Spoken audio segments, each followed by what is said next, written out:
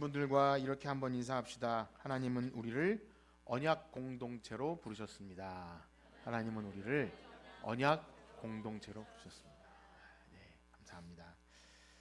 우리는 이 주일 오전 시간에 성도가 꼭 알아야 하는 언약이라는 주제를 가지고 성경에서 자신을 나타내신 하나님이 언약의 하나님이심을 알고 그 언약을 가지고 자기 백성과 의미 있는 관계를 맺기 원하시는 그 하나님을 우리가 매주 알아가고 있습니다.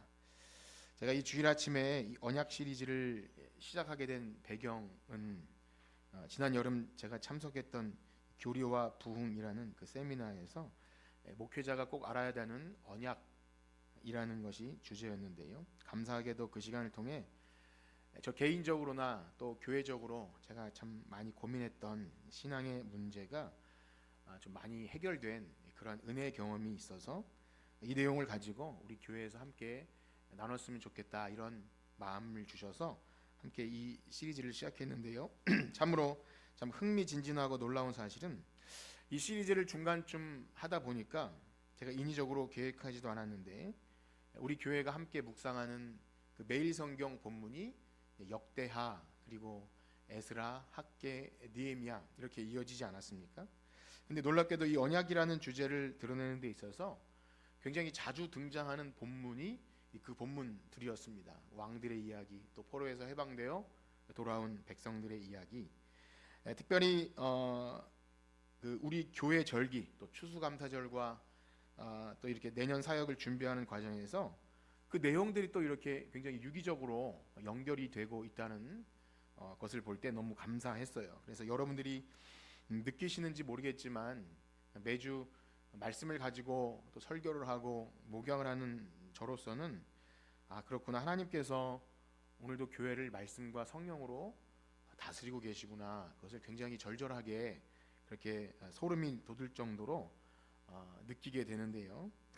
그래서 추수감사절에는 언약과 감사라는 주제를 가지고, 그것이 이제 순서상에 있는 것인데 추수감사절과 딱 맞아서 우리 신앙인들이 정말 성경적인 감사의 내용이 무엇인가, 진짜 감사해야 될 근본적 감사를 발견하는 것도 이 언약 관계 안에서 하나님의 인자와 자비하심, 그 선하신 하나님을 알아갈 때 진짜 감사하게 된다라는 그런 내용이 너무 감동이 되었고요. 또 지난주에는 사실 이것은 제가 책에 없는 내용을 제가 하나 추가한 건데요. 이 언약과 사명이라는 주제를 가지고 정말 하나님의 언약을 소중히 여기는 자, 하나님께서 그 언약을 반드시 이룰 것을 믿고 그 언약을 따라 사는 자는 하나님이 그 일을 감당하게 하신다는 거죠. 그래서 예레미야나 혹은 많은 다니엘이나 하나님께서 이제 70년 포로 기한이 찼는데 하나님께서 일하셔야 합니다. 그런 사람은 기도를 시키시고요. 그렇게 그 일을 감당하도록 하나님이 역사하셔서 언약은 사명과 연결된다는 그런 말씀을 드렸습니다. 그런데 공교롭게도 이 시기가 이제 한 해를 마무리하고 또 내년 사역을 준비하면서 제가 나름대로 목장에 대해서 고민하고 또 각종 봉사와 섬김, 그리고 성가대나 교사, 또 예배 각 섬기는 그 직분이 있지 않습니까? 기도 순서나 또 안내나 이런 것들에 대해 고민하면서 놀랍게도 이 매일 성경 본문 순서에 따라서 느헤미야 말씀을 보는데 이런 감동을 주셨어요. 그 인간적인 계획과 여러 가지 뭐 조직을 개편하고 이런 것도 해야 되지만 우리 언약 공동체가 함께 기도하는 시간이 너무 필요하겠다, 그런 감동을 주셔서 뭐 이거 당연한 거죠. 기도하는 건 너무 당연한 건데 그걸 하지 못하겠다, 이런 문제의식을 느끼고 이름도 그래서 느헤미야 언약 기도회라고 이렇게 짓고 이제 한 주 동안 내년에 교회 각 부서를 섬기실 분들, 특별히 제가 권사님들에게 부탁을 드려서 기도를 요청했고요. 감사하게도 우리 교회 11분 권사님 가운데 거의 대부분이 시간을 내주셔서 목회자로서는 굉장히 행복한 한 주를 보냈습니다. 매일 만나는 거죠. 기도하러 거의 매일. 평상시 이제 공예배 시간은 예배대로 진행되고 기도회로 만나는 것은 너무나 귀한 일임을 깨닫게 되고, 하나님이 내 집은 만민이 기도하는 집이라 말씀하셨는데 그것에 있어서 제가 목회자로 참 소홀했구나. 그리고 그 갈급한 마음이 있으면서도 오랜 기간 굳어지면 이것을 다시 이 굳은 땅을 기경하기가 얼마나 어렵습니까? 그러니까 녹슬었던 것을 뺏기기가 어렵지 않습니까? 그런데 제가 용기를 못 내도 선뜻 이렇게 못 내도 말씀을 통해서 또 이렇게 감동을 주시고 역시 기도를 시키시는 분도 하나님이심을 그렇게 경험하게 되었습니다. 그래서 말씀으로 감동 주셔서 목회자가 먼저 기도하고 또 교회 직분 특별히 항존직이죠. 우리 장로님, 권사님들이 다 나와서 기도할 때 그렇구나. 교회는 사람이 하는 것이 아니라 지금도 불꽃 같은 눈동자로 그 7 금촛대 사이를 거니신 7뼈를 붙잡고 다니시는 주님께서 우리 교회 머리 되시구나를 강하게 경험했습니다. 그렇습니다. 우리 여러분들 가운데 내년에 교회에 어떤 봉사일을 하시든지 예배 관련돼서 또 각종 부서에서 또 안내나 성가대나 교사나 특별히 교회 항존직을 가지고 있으면서 아직 기도에 한 번도 나오지 않은 분들이 있다면 제가 이 말씀을 드렸기 때문이 아니라 어떤 강요나 체면이나 그것이 아니라 정말 주님의 몸된 교회를 사랑하고 섬기고자 하신다면 자발적으로 기도회에 참석해 주시길 바라고요. 이제 한 주가 지났는데 남은 한 주가 있습니다. 그래서 마음을 다해 여러분에게 주신 직분과 사명이 사람이 준 것이 아니라 하나님이 준 것임을 알고 기도로 준비하셨으면 좋겠습니다. 자, 그렇습니다. 그런데 오늘 제목은요, 책 순서에 따라 이 언약과 갱신인데요. 놀랍게도 오늘 주제도 우리가 함께 읽고 있는 이 느헤미야 본문과 이렇게 굉장히 잘 맞아 떨어지고 지금 진행하고 있는 느헤미야 언약 기도회 역시도 제가 억지로 끼워 맞추려고 한 것이 아닌데 너무 이렇게 하나님께서 말씀을 잘 연결되게 해주셔서 굉장히 감동도 되고 감사한 것이 있습니다. 바라기는 오늘 우리 언약 공동체에 주시는 우리 공동체에 주시는 이 말씀을 여러분들이 함께 듣고 또 깨닫고 우리에게 왜 어떤 언약 갱신이 필요한지를 알고 그 언약적 사랑 안에서 진정 하나님께 돌아오는 그런 회복과 감사, 진정한 부흥이 있는 그런 우리 예배 공동체, 언약 공동체 되시기를 주님의 이름으로 축복합니다. 자, 그렇습니다. 우리가 이제까지 이제 언약이라는 주제를 가지고 말씀을 함께 나누면서 여러 번 반복해서 여러분들에게 말씀드린 것을 한번 복습차 점검을 한번 해보겠는데요. 자주 물었던 질문이죠. 하나님은 어떤 하나님이십니까? 언약의 하나님. 따라해 봅시다. 언약의 하나님. 뭐 하나님에 대한 수식어는 많이 붙지만 지금 그 얘기를 하고 있는 거잖아요. 언약의 신실하신 하나님, 언약의 하나님. 왜 성경에서 우리가 나타난 하나님을 언약의 하나님이라고 말하고 있습니까? 여러분들이 이렇게 대답했으면 좋겠어요. 언약을 통해서 우리와 의미 있는 관계를 맺기를 원하신다. 뭐라고요? 언약을 통해서 우리와 의미 있는 관계를 맺기 원하신다. 지금 들은 이 말씀은 제가 한 20번 정도 했는데요. 아직도 이게 무슨 말이야 싶으시면 잘 들으셔야 합니다. 그렇습니다. 언약을 통해서 하나님은 이 피조물과 너무 멀리 떨어진 간극인 우리와 만나고 교제하고 우리를 그 하나님 사랑 가운데 인격적인 우리를 대우해 주시는 방식이 언약입니다. 그런데 그 언약이라고 말하면 너무 또 광범위하고 추상적이잖아요. 그래서 하나님은 언약을 지키는 실질적인 내용을 성경에서 이렇게 담아 놓으셨어요. 그래서 인간 편에선 무엇을 지키는 것이 언약을 지키는 거라 그랬죠? 따라해 봅시다. 계명을 지키는 거예요. 처음 듣는 내용 아니시죠? 인간 편에선 계명을 지키는 것이 언약을 지키는 실질적인 내용이라면 하나님 편에서 언약을 지키는 것은 하나님이 우리에게 무엇을 베풀어 주시죠? 좀 헤세드라는 어려운 단어를 썼는데 맞아요. 인자와 자비와 사랑과 긍휼과 더 쉬운 말로 하면 하나님 우리에게 복을 주시는 거예요. 언약을 지키는 백성에게 하나님이 그 언약의 복을 주셔요. 인자와 자비와 하나님의 선하심과 또 사랑과 때로는 기도의 응답과 또 질병이 치유된과 이 모든 것들은 언약을 지키는 언약 백성에게 주시는 하나님의 언약 지킴입니다. 자, 그렇다면 여러분들이 제가 드린 이 말씀을 잘 갖춰 놓으셔야 그래도 성경에서 말하는 언약이 이런 거구나라는 것을 갖게 됩니다.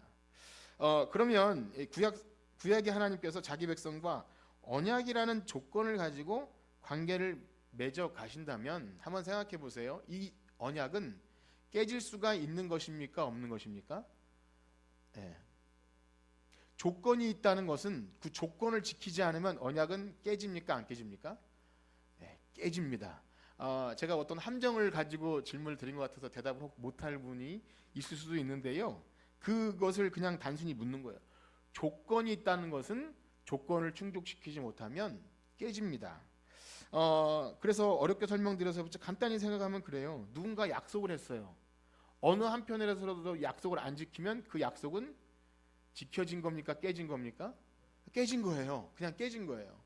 부동산 계약부터 시작해서 뭐 근로 계약 뭐든지 여러 가지 조항이 있지 않습니까? 그거 어기면 계약이 철회되고 거기에 뭐 손해배상을 하든지 뭐 벌을 받든지 아니면 불이익을 받든지 어쨌든 그 조건이 있는 계약은 조건을 충족하지 못하면 깨지는 거예요. 그러므로 구약 시대에는요, 이 언약은 조건적입니다.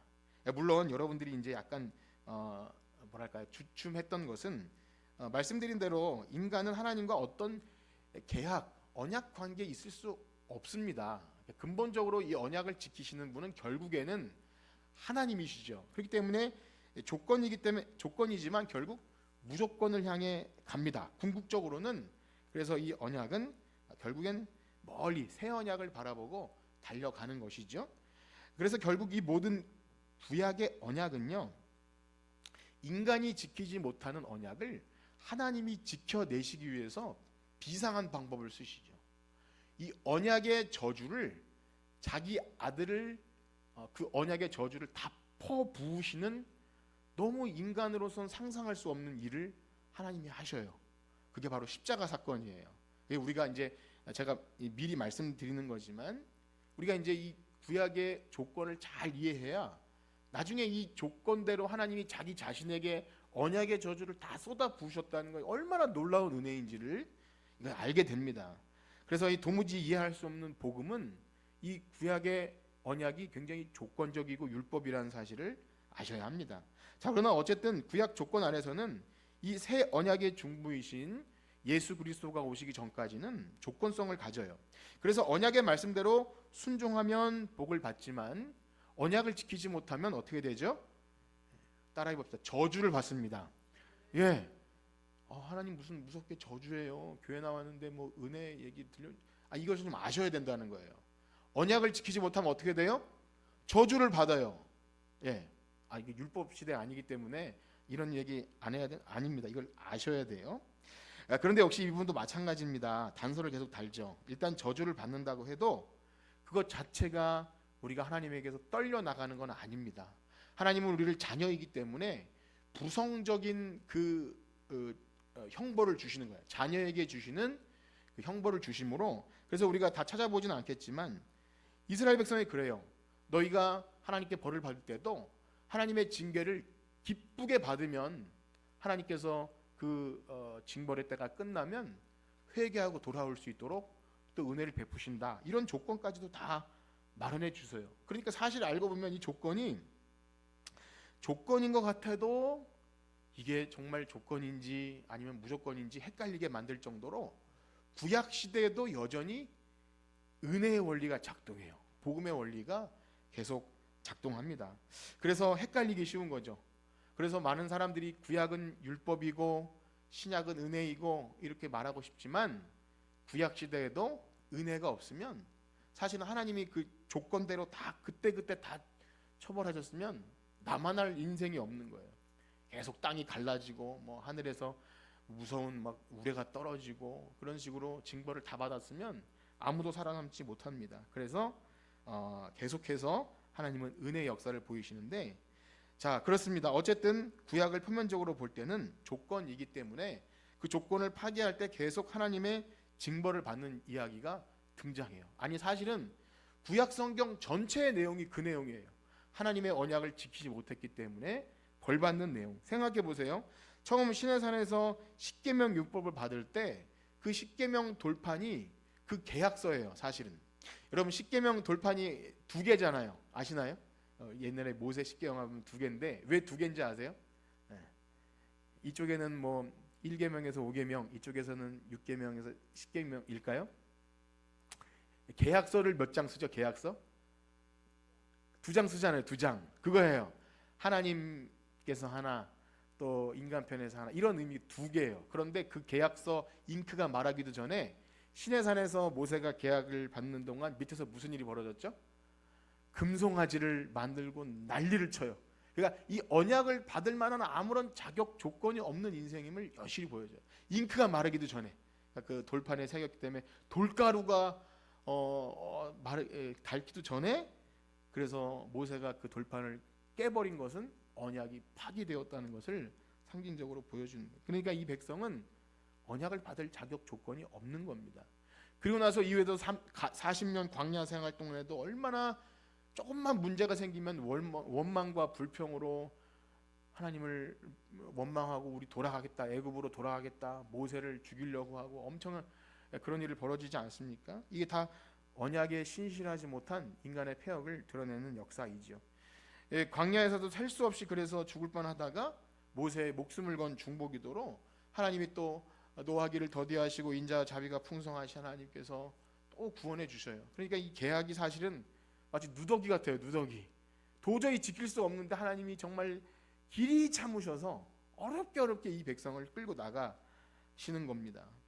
그러니 사실 언약이 철저하게 조건적인 것 같아도 계속해서 하나님의 은혜의 역사, 이 복음이 계속 이끌고 가는 거죠.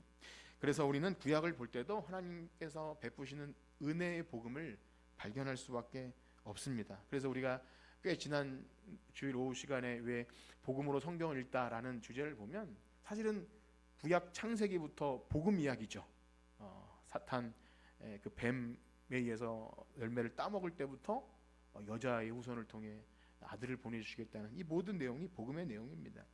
그렇습니다. 이러한 이스라엘 백성의 언약을 파기하는 반역의 역사는요 계속됩니다. 가나안 땅에 들어간 다음에 여호수아 시대에도, 사사기 시대에도 계속 언약이 파기되는 내용이 등장하는데요. 여러 성경 구절이 있지만 대표적으로 우리 사사기 한 절을 읽어볼까요? 사사기 2장 20절에서 21절입니다. 한번 같이 읽어봅시다. 시작. 여호와께서 이 백성이 내가 그들의 조상들에게 명령한 언약을 어기고 나의 목소리를 순종하지 아니하였은즉 나도 여호수아가 죽을 때 남겨둔 이방 민족들을 다시는 그들 앞에서 하나도 쫓아내지 아니하리니. 어떻게 생각하면 처음 이 말씀 읽은 사람이면 하나님 너무 옹졸하신 거 아닙니까? 라고 말할 수 있어요. 너희들 약속 안 지켰으니까 나도 하나도 쫓아내지 않겠다. 하나님이 너무 길이 참으신 후에 이렇게 하신 거예요. 그런데 이렇게 하신 다음에도 백성들이 막 울면서 하나님 우리 이제 못 살겠습니다. 그러면 또 누굴 보내주셔요? 지금 사사기 읽었잖아요. 누굴 보내줘요? 사사를 보내죠. 뭐 온니엘 또 뭐 그 뭐죠? 삼손. 갑자기 아무튼 그 사사를 계속 끊임없이 보내주셔서 한 40년간 평안했다가 그러면 또 평안해지면 하나님을 또 배신해요. 그러면 또 이방 민족이 들어와요. 이게 아주 지루하게 반복이 됩니다. 우리가 구약 역사를 보면 왜 이 인생들은 왜 이렇게 참 하나님 앞에 그 은혜를 경험하고도 왜 이럴까? 그런데 그때 누구를 보라 그랬죠? 우리 자신, 이게 우리의 모습이다. 하나님 앞에 너무나 불충하고 약속해놓고 어기고 하나도 지키지 못하는 우리의 모습을 구약 성경이 그대로 보여줍니다. 왕들의 역사는 어떻습니까? 왕들의 역사. 하나님이 우여곡절 끝에 왕을 주셨는데 그 왕들을 보면 처음부터 하나님께서 이 왕은 어떠해야 된다고 언약을 주시는데 정말 하나님 보시기에 정직한 왕은 너무 희귀해요. 너무 희귀해. 다들 하나님 말씀을 배반하고 우상 섬기고 또 하나님 명령에 순종하지 못하고 그렇게 끔찍한 일을 막 벌이죠. 우리가 최근에 이제 유다 역사를 읽었지만 또 북이스라엘 왕 이야기 읽었지만 어찌 그렇게 지긋지긋하게 하나님 명령에 불순종하는지 참 불쌍합니다. 그래서 결국 끝내는 다 포로로 잡혀가죠. 북이스라엘은 BC 722년, 또 남유다는 580년에 결국에 하나님이 참고 참다가 너희들 그렇게 하면 이방 나라의 포로 잡혀갈 거야. 선지자들을 통해 계속 말씀했지만 끝내 듣지 않고 잡혀가는 역사가 구약 역사입니다. 대표적으로 솔로몬 왕 이야기를 한 구절 참고로 읽겠는데요. 열왕기상 11장 11절을 한번 같이 읽어보겠습니다. 열왕기상 11장 11절 시작. 여호와께서 솔로몬에게 말씀하시되 내게 이러한 일이 있었고 내가 명한 명도를 지키지 아니하였으니 내가 반드시 이 나라를 내게서 빼앗아 내 신하에게 주리라. 하나님이 미리 말씀하셨는데 솔로몬이 끝까지 말을 안 듣고 내 언약과 내가 내게 명령한 법도를 지키지 않았다. 엄청난 그 이방 여인들과 결혼해서 그 우상들을 완전히, 사실은 이스라엘 망한 이유가 솔로몬 때 있어요. 솔로몬이 엄청난 그 막 각종 이방 여인들과 함께 들어온 우상들을 나라 전체를 우상의 소굴로 만듭니다. 지금 대표적인 몇 구절만 읽었지만 왕들의 역사를 보면 다 그런 역사예요.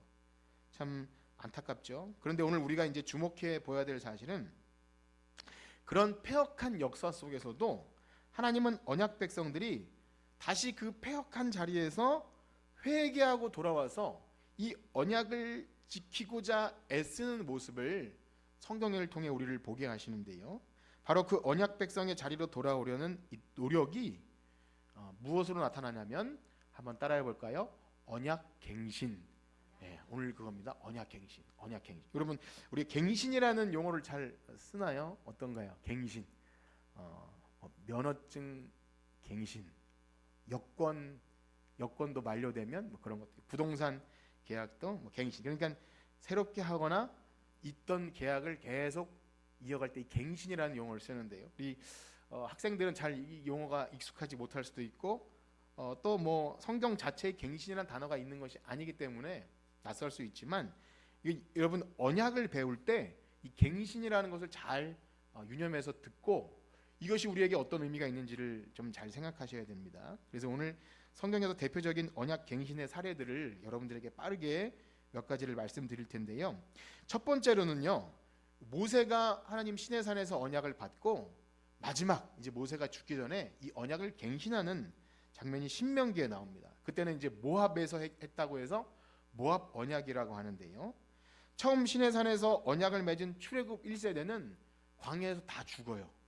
그리고 이제 그 출애굽 2세대가 가나안 땅에 들어가야 되는데 하나님이 모세는 들어가지 말라고 하셔요. 그러니까 마치 이제 운명을 앞둔 그 집안의 가장이 이 자녀들이 하나님 언약을 지키지 않으면 분명히 복을 받지 못하고 망할 텐데 어떻게 할까 하다가 이제 언약을 갱신하는 내용이 이 모압 언약입니다. 그래서 그 부분을 한번 읽어보면 이렇습니다. 신명기 31장 24절에서 26절까지 한번 읽어볼게요. 신명기 31장 24절에서 26절 시작. 모세가 이 율법의 말씀을 다 책에 써서 마친 후에 모세가 여호와의 언약궤를 매는 레위 제사 명령하여 이르되 이 율법책을 가져다가 너희 하나님 여호와의 증거가 되게 하라. 아멘. 이거 원래 시내산에서 받은 율법의 말씀인데 다시 갱신해서 이거 다 읽지 않았지만 너희들 말씀대로 살겠느냐. 신명기 28장에 보면은 언약의 복, 언약의 저주 이 내용을 쭉 얘기하고 나서 이렇게 다시 맹세하게 한 거예요. 증거가 되게 하라. 이게 이제 언약 갱신입니다. 새로운 언약을 만든 게 아니라 시내산 언약을 새롭게 하는 것이죠. 자, 그럼 두 번째는요. 여호수아 때도 이 언약 갱신이 있는데요. 마찬가지로 여호수아도 하나님 명령에 따라 약속의 땅 가나안을 다 차지해요. 그런데 이제 그도 나이 많아 죽을 때가 된 겁니다. 그런데 생각해 보니까 내가 살아 있을 동안에는 그래도 백성을 가르치고 하나님 명령대로 살게 했는데 이게 분명히 벌써 이제 마치 뭐 레임덕처럼 여호수아 마지막 때 사람들이 뭐 약간 자기 소견에 오른 대로 이제 어떻게 보면 사사기를 준비하는 그런 느낌인데 그래서 걱정이 돼서 이 백성을 어떻게 할까 하다가 이제 나오는 게 언약을 다시 맺는 장면이에요. 24장 여호수아 24장 14절에서 16절까지 한번 보실까요? 여호수아 24장 14절에서 16절 시작. 그러므로 이제는 여호와를 경외하며 온전함과 진실함으로 그를 섬기라. 너희 조상들이 강 저쪽과 애굽에서 섬기던 신들을 치워 버리고 여호와만 섬기라. 만일 여호와를 섬기는 것이 너희에게 좋지 않게 보이거든 너희 조상들이 강 저쪽에서 섬기던 신이든지 또는 너희가 거주하는 땅에 있는 아모리 족속의 신들이든지 너희가 섬길 자를 오늘 택하라. 오직 나와 내 집은 여호와를 섬기겠노라 하니 백성이 대답하여 이르되 우리가 결탄코 여호와를 버리고 다른 신들을 섬기기를 하지 아니하. 아멘. 너무 유명한 장면이죠. 나와 내 집은 여호와만 섬기노니 너희는 섬길 자를 택하라. 이것이 너희가 교회 나갈지 안 나갈지를 선택하라 이런 말씀일까요? 그게 아니에요. 소위 오늘날 젊은 사람들이 하는 말로 답정너 있죠. 답정너. 답은 정해졌고 너는 대답만 하면 돼. 이런 거예요. 나는 여호와, 우리 집은 여호와만을 섬길 테니까 너희 섬길 자를 택해. 생명을 택할지 죽음을 택할지를 택해. 너무 감사하게도 이스라엘 백성은 우리가 결탄코 여호와를 버리지 않겠습니다. 이렇게 맹세를 하게 됩니다. 저는 여러분들이 자녀들에게 마지막 유언을 할 수 있다면 저를 포함해서 자녀들에게 만약에 야 나는 우리 집은 여호와만 섬기는 집이야. 너희는 결단코 하나님만을 섬겨야 돼. 이것이 여러분들의 유언이 된다면 정말 그 집은 최고 복받은 집이라 저는 믿습니다. 그럼 어떠세요? 그런 유언 하고 싶으세요? 네, 그러셔야 합니다. 여호수아가 그러했어요. 그런데 너무나 감사하게도 백성들은 아멘 그렇게 했고 그 다짐을 세겜이라는 곳에서 다시 세워서 언약을 갱신합니다. 이 세겜 언약이라고 하는데요. 우리 24장 25절과 26절을 한번 읽어봅시다. 여호수아 24장 25절 26절 시작. 그날에 여호수아가 세겜에서 백성과 더불어 언약을 맺고 그들을 위하여 율례와 법도를 제정하였더라. 여호수아가 이 모든 말씀을 하나님의 율법책에 기록하고 큰 돌을 가져다가 거기 여호와의 성소 곁에 있는 상수리 나무 아래 세우고 큰 돌로 언약을 갱신했다는 징표를 딱 세운 거예요. 놀라운 사실은 언약의 당사자는 바뀌었지만 그 언약의 내용은 실제적인 내용은 시내산 언약이 그대로 갱신되는 것입니다. 이 외에도 왕들 역사 속에서 언약이 갱신되는 사건이 여러 가지가 있는데요. 다 이 시간 다 다룰 수는 없지만 이제 중요한 거 몇 가지만 다룰 텐데요. 대표적으로 우리가 왕들의 역사 속에서 종교 개혁, 즉 하나님 보시기에 정직하게 행했던 왕들이 이 언약 갱신하는 모습을 보게 됩니다. 대표적으로 히스기야 왕인데요. 여러분 히스기야는 많이 들어보셨죠? 히스기야가 부친 아하스 왕이 너무나 패역해서 성전문을 닫아버려요.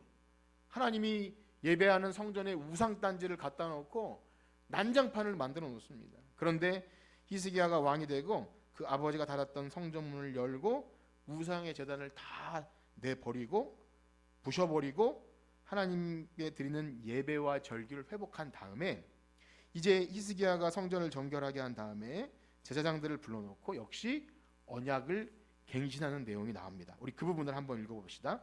역대하 29장 10절입니다. 29장 10절 시작. 이제 이스라엘 하나님 여호와와 더불어 언약을 세워 그 맹렬한 노를 우리에게서 떠나게 할 마음이 내게 있노니. 이제 다 읽진 않았지만 이거예요. 더불어 언약을 세우니. 그러니까 왕이 백성들에게 다시 언약을 갱신하는 거예요. 그래서 여기 갱신에 참여한 사람들이 언약을 지키는 내용으로 이제 역대하 말씀하면 그들이 계명을 지킵니다.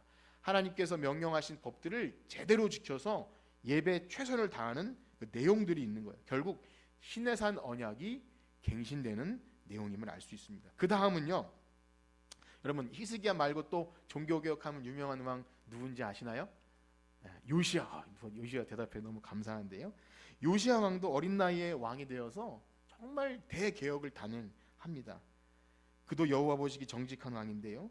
그들의 선조들이 망가뜨려 놓은 성전을 정결하게 하다가 무엇을 발견하냐면 두루마리 율법책을 발견해요. 그전에는 이걸 못 봤나 봐요. 그런데 보고 나서 옷을 찢습니다. 하나님 말씀 앞에 섰더니 우리가 하나님 말씀대로 살지 못했습니다 하면서 그 심령이 이제 무너지는 거죠. 그리고 백성들을 불러놓고 이 언약을 갱신하는 장면이 나와요. 역대하 34장 31절 32절 말씀 한번 같이 읽어봅시다. 역대하 34장 31, 32 시작. 왕이 자기 처소에 서서 여호와 앞에서 언약을 세우되 마음을 다하고 목숨을 다하여 여호와를 순종하고 그의 계명과 법도와 규례를 지켜 이 책에 기록된 언약의 말씀을 이루리라 하고 예루살렘과 베냐민 참여하게 하며 예루살렘 주민이 하나님 곧 그 조상들의 하나님의 언약을 따르니라. 이게 지금 뭘 한 거라고요? 언약 갱신이라고요. 계속 이 일이 반복되는 거예요. 시내산 언약을 다시 세웁니다. 이제 두 가지 케이스만 말씀드릴 텐데요. 하나는 에스라의 언약 갱신이고 하나는 느헤미야의 언약 갱신이에요. 최근에 읽었던 말씀이죠. 바벨론 포로에서 해방되어 돌아와서 이제 뭐 성전을 짓고 여러 가지 일을 하는 가운데 이 백성이 뭐 성전도 짓고 뭐 좀 신실하게 뭘 하라고 하지만 하나님의 말씀이 없으니까 말씀대로 살지 못하는 거예요. 대표적인 것이 이방 여인과 결혼을 하는 거죠. 우리가 이제 오해하지 말 것은 뭐 이방인과 결혼은 이것이 뭐 오늘날 적용되는 것은 아니지만 그때는요 언약의 대표적인 것이 이방 여인. 왜냐하면 솔로몬 왕처럼 이방 여인은 곧 우상과 연결이 됩니다. 그러니까 여인의 아름다운 외모를 보고 데려오지만 그것이 곧 망하는 길이었기 때문에 아주 상징적인 의미로 이방인과 통혼을 금지시켰어요. 그런데 이 백성이 언약을 파기하고 막 이방 여인과 결혼을 마음대로 막 했던 거죠. 그때 에스라가 마음이 무너져요. 하나님 백성이 이렇게 언약에 신실하신 하나님께서 고레스 왕을 통해 마침내 포로에서 해방시켜 줬는데, 그러니까 이 백성이 언약을 어겨서 70년간 포로 생활하다가 간신히 회복되어 왔는데 이 또 언약을 어기는 일을 보니까 완전히 마음이 무너지는 거예요. 그래서 죄를 회복하며 자복하면서 어떻게 기도합니까? 에스라 9장 10절 말씀에 이렇게 기록됩니다. 에스라 9장 10절 한번 읽어볼까요? 시작. 우리 하나님이여 이렇게 하신 후에도 우리가 주의 계명을 저버렸사오니. 이제 무슨 말씀을? 이제 앞의 내용인 이렇게 하신 후에도가 뭐냐면 하나님이 은혜를 베푸셔서 자기 백성을 돌아오게 하시고 다시 성전을 짓도록 놀랍게 은혜를 베푸셨는데 이 백성이 또 하나님께 범죄합니다. 그러니까 하나님의 언약을 소중히 여기는 사람은 하나님 백성이 언약을 지키지 못할 때, 계명을 지키지 못한 것에 대해서 굉장한 충격과 마음이 무너짐을 경험해요. 여러분 그런 경험 있으십니까? 내가 하나님과의 약속을 어겼을 때 너무 괴롭고 너무 초라하고 하나님 저는 자격이 없습니다, 이런 무너지는 경험을 해보셨냐는 거예요. 에스라가 그러했어요. 하나님이 그렇게 복을 주셔서 놀랍게 역사하셨는데 이렇게 망가져버린 것에 대해서 너무나 두려웠던 거죠. 사실 오늘 이런 면에서 우리가 하나님 앞에 약속하고 서원한 것들을 대수롭게 여기지 않는 것은 아닙니다. 대수롭게 여기지 않는 그런 모습이 있지 않은가 생각해 봐야 합니다. 하나님을 경외하고 두려워하는 마음이 있는지, 그래서 혹 내가 그 약속을 지키지 못할 때 마음이 무너짐이 있는지 살펴야 합니다. 왜냐하면 하나님 백성은 하나님과의 언약을 생명처럼 소중하게 여기기 때문입니다. 놀랍게도 백성 중에 스가냐라는 사람이요, 이 절망 중에 있는 에스라를 위로해요. 우리가 아직 소망이 있습니다. 우리가 결단하고 이제 범죄한 것을 회개하고 이방 여인을 내보내겠습니다, 이런 결심하며 언약을 세우겠다고 하는 거죠. 우리 에스라 10장 2절에서 4절까지 한번 볼까요? 10장 2절에서 4절 시작. 엘람 자손 중 여엘의 아들 스가냐가 에스라에게 이르되 우리가 우리 하나님께 범죄하여 이 땅 이방 여자와 아내로 삼았으나 이스라엘에게 아직도 소망이 있나니 곧 내 주의 교훈을 따르며 우리 하나님의 명령을 떨며 준행하는 자의 가르침을 따라 이 모든 아내와 그들의 소생을 다 내보내기로 하고 우리 하나님과 언약을 세우고 율법대로 행할 것이라. 이는 당신이 주장할 일이니 일어나소서 우리가 도우리니 힘써 행하소서. 아멘. 이것은 결코 쉽지 않은 결단입니다. 이방 여인과 비록 결혼했지만 그 아내와 생때 같은 그 자녀를 내보내겠다는 거예요. 생이별하겠다는 거예요. 이것은 오늘날 도덕적인 개념으로 설명할 수 없는 하나님 앞에서 고통을 감수하겠다는 그런 결단인 것이죠. 그것이 하나님 앞에서 언약을 파기했다는 것을 알고 결단합니다. 에스라는 그래서 백성을 불러 모아놓고 그러면 너희들 정말 그렇게 하겠느냐? 네, 그렇게 하겠다고 다 대답을 해요. 그래서 언약을 갱신합니다. 10장 5절 말씀 읽을까요? 10장 5절 시작. 이에 에스라가 일어나 제사장들과 레위 사람들과 온 이스라엘 백성의 이 말대로 행하기를 맹세하게 하며 무리가 맹세하는지라. 이걸 뭐라고요? 언약 갱신하는 거예요. 갱신. 에스라도 범죄한 이스라엘 백성을 향해서 이제 하나님 앞에서 다시 새롭게 되겠습니다 할 때 언약을 갱신한 거예요. 이제 마지막입니다. 느헤미야의 언약 갱신인데요. 우리가 이제 최근에 살펴본 말씀이죠. 느헤미야가 우여곡절 끝에 52일 만에 성벽을 재건을 다 완성하지 않습니까? 그런데 그걸 다 지어놓고도 백성들 마음속에 깊은 그 영혼의 목마름이 있었어요. 갈망. 하나님의 언약 백성이 말씀이 없고 말씀을 지켜 행하지 못하면 그럴듯한 성벽과 성전을 지어놔도 그들의 영혼은 여전히 목마른 거죠. 그래서 그들이 에스라에게 언약의 말씀을 들려달라고, 모세 율법책을 우리에게 들려주세요. 그들이 먼저 요청해요. 그래서 목사님이 우리 말씀 사경해 합시다, 기도해 합시다, 이런 것이 아니라 백성이 먼저 우리에게 말씀을 들려주세요 요청하는 거예요. 그러한 여러분들 되시길 축복합니다. 말씀이 없으니까 불안하고 답답하고 그런 거예요. 그래서 그들이 일제히 수문 앞 광장에 모입니다. 남녀노소 알아들을 만한 어린아이들까지 다 모여서 말씀 들려줄 것을 요청하니까 특별히 지은 나무 강단을 만들어 놓고 에스라가 새벽부터 정오까지 말씀을 쫙 펼치니까 백성들이 쫙 일어섭니다. 일어서서 꼼짝없이 말씀을 들어요. 제사장들은 그 말씀을 또 해석해 줍니다. 그러니까 이 말씀을 밝게 알아들은 성도들이 울기 시작해요. 한 명, 두 명 울어요. 우리 하나님 말씀대로 살지 못했습니다. 그러면서 시작된 회개 운동이 초막절이 지나고 초막절이 다 끝났는데도 이 사람들이 흩어지지 않는 거예요. 이제 우리가 이 상태로 흩어질 수 없습니다. 우리가 뭔가 해야 되지 않겠습니까? 해서 한 것이 우리가 이제 이렇게 살겠다고 언약을 하고 임봉을 해요. 그러니까 이름을 기록합니다. 내가 이제 하나님 말씀대로 이렇게 헌신하고 결단하겠습니다. 그 내용이 이제 9장에서 쭉 나오다가 10장에 가면 언약한 것들을 가지고 맹세하는 내용이 나오는데요. 느헤미야 10장 29절을 한번 읽어볼까요? 10장 29절 시작. 다 그들의 형제 귀족을 따라 저주로 맹세하기를 모세를 통하여 주신 하나님의 율법을 따라 우리 주 여호와의 모든 계명과 규례와 율례를 지켜 행하여. 아멘. 여기 뭐 나중에 이 본문을 읽겠지만 그들이 결단하는 거예요. 하나님의 율법을 따라 우리 주 여호와의 모든 계명과 규례 율법을 지켜 행하겠습니다. 그리고 이름을 기록합니다. 그리고 오늘 읽은 본문처럼 그 뒤에는 말로만 회개가 아니라 이방 여인과 통혼하지 않겠습니다. 안식일을 지키겠습니다. 성전을 위하여 우리가 마땅히 드려야 될 예물을 구별하여 드리겠습니다. 절기를 지키겠습니다. 우리가 언약 백성으로 해야 될 의무를 다 감당하겠습니다. 그렇게 다 이름을 할 것을 쓰고 이름을 기록합니다. 이것이 뭐라고요? 언약 갱신이에요.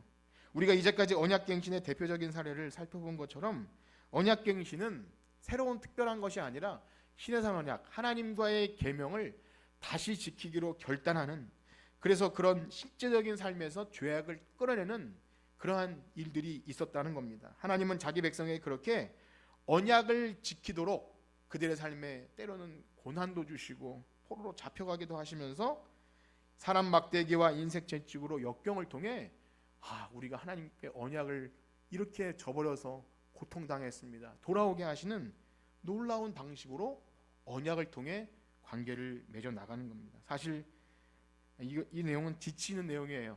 언제까지 언약을 갱신하고 또 안 지키고 또 갱신하고 언제까지 그럴까요? 그런데 우리가 이제부터 이제 거의 여러분 끝났다고 생각했지만 이제부터 여러분 좀 주의해서 들으셔야 할 내용입니다. 굉장히 조심해서 들으셔야 돼요. 자, 그렇다면 오늘 우리들의 삶에 이렇게 고난당하는 이유가 우리가 하나님과의 맺은 언약을 지키지 못해서 당하는 고난일까요? 어떻게 생각합니까? 또한 우리가 그러면 회개하고 자복하며 내가 하나님과의 약속을 잘 지키겠습니다. 그러면 또 모든 문제가 해결되는 방식이겠습니까? 어떻게 생각하세요, 여러분? 그럴 것 같으세요? 안 그럴 것 같으세요? 사실 이제부터가 심도 있는 내용이기 때문에 주의 깊게 들으셔야 합니다. 오늘날 우리가 당하는 고난이 하나님과 맺은 언약을 지키지 못했기 때문에 내가 하나님께 뭘 드리기로 하고 안 돼서 이렇구나, 그런 걸까요? 그러나 우리가 한 가지 기억할 사실은 복음으로 구원 얻은 새 언약 백성들에게는 더 이상 율법의 저주가 있습니까? 없습니까? 없어요. 이걸 기억하셔야 돼요. 그리스도 예수 안에 있는 자에게는 결코 정죄함이 없어요. 율법의 저주가 없다는 거예요. 이걸 잘 들으셔야 돼요. 그래서 고난당하는 이유가 율법을 지키지 않았기 때문에 형벌로 받는 게 아닙니다. 왜냐하면 예수 그리스도 안에 있는 자에게는 예수님이 그 율법의 형벌을 다 가져가셨어요.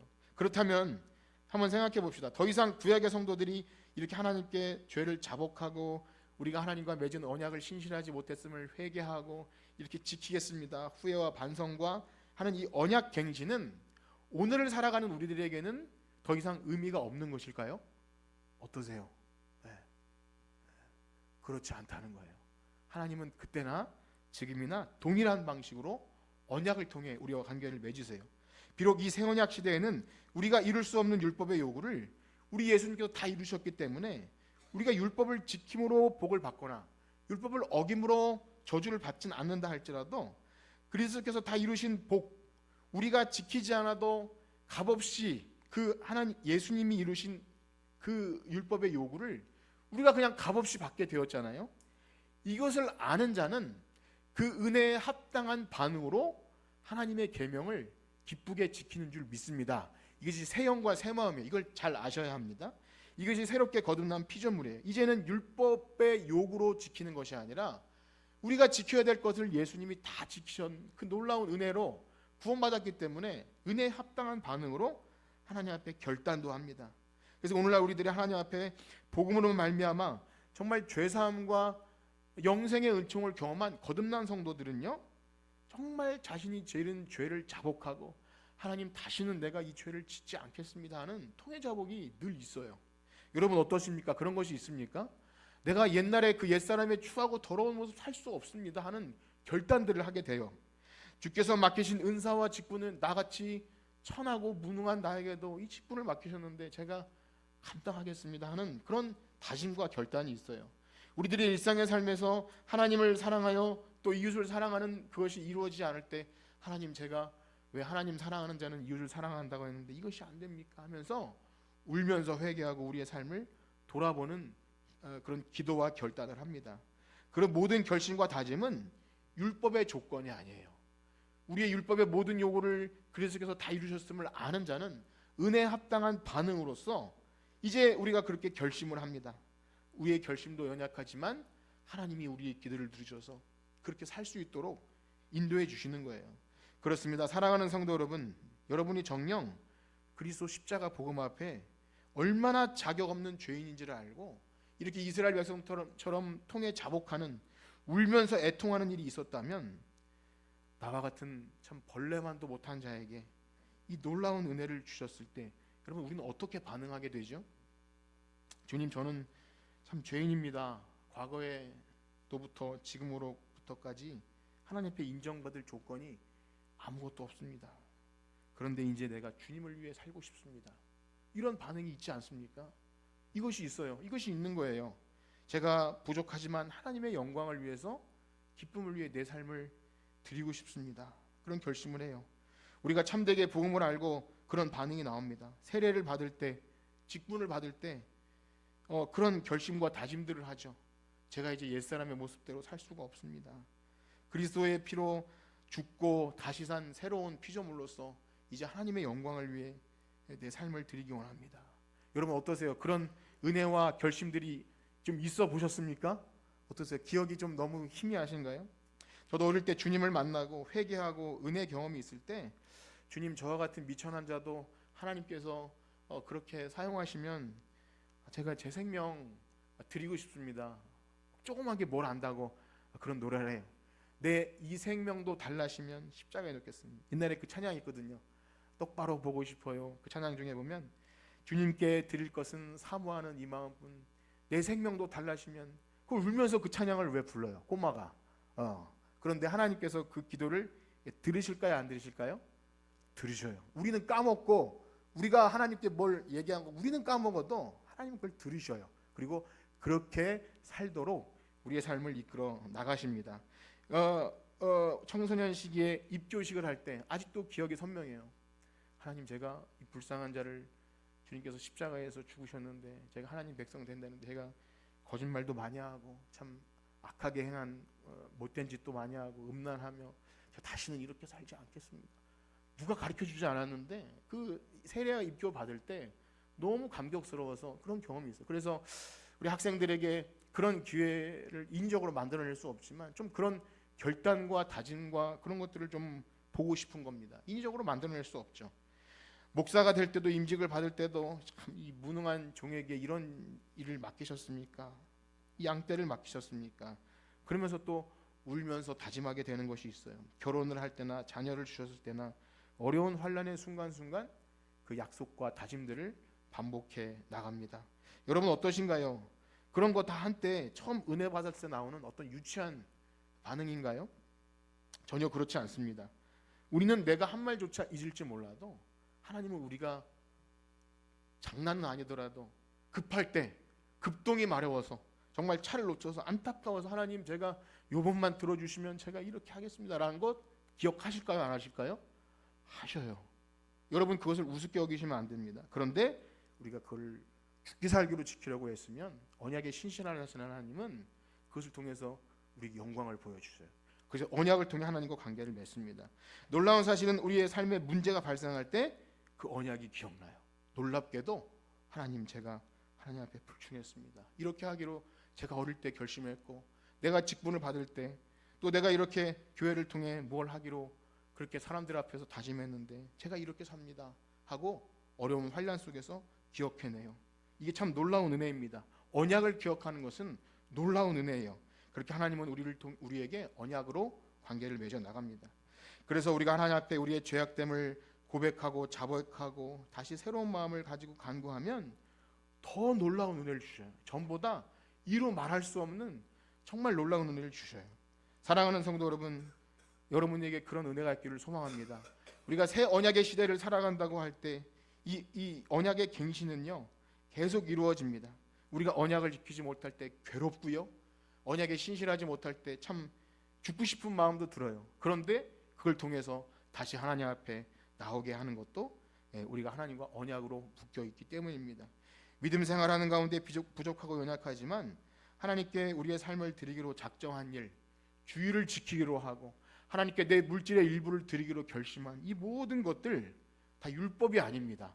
하나님께서 우리와 인격적인 관계로 의미 있는 관계를 맺기 위해서 주신 놀라운 은혜의 반응으로 주신 것입니다. 그러므로 오늘날 교회는요 하나님과 사람 앞에서 이 언약식을 합니다. 세례도 그렇습니다. 세례도 마치 결혼을 하는 언약식이에요. 하나님 저는 이제 옛사람이 아니라 새 사람입니다. 새 사람으로 살겠습니다. 죽는 날까지 우리는 세례할 때 한 언약을 기억해야 합니다.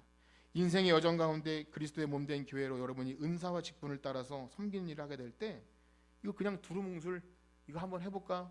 세상에서 이거 잘하는데 한번 교회에서 이거 해보실래요? 그렇게 할 수 없는 겁니다. 때때로 우리는 은혜로 한다, 사랑으로 한다 이런 말을 남용하는 경우가 있는데요.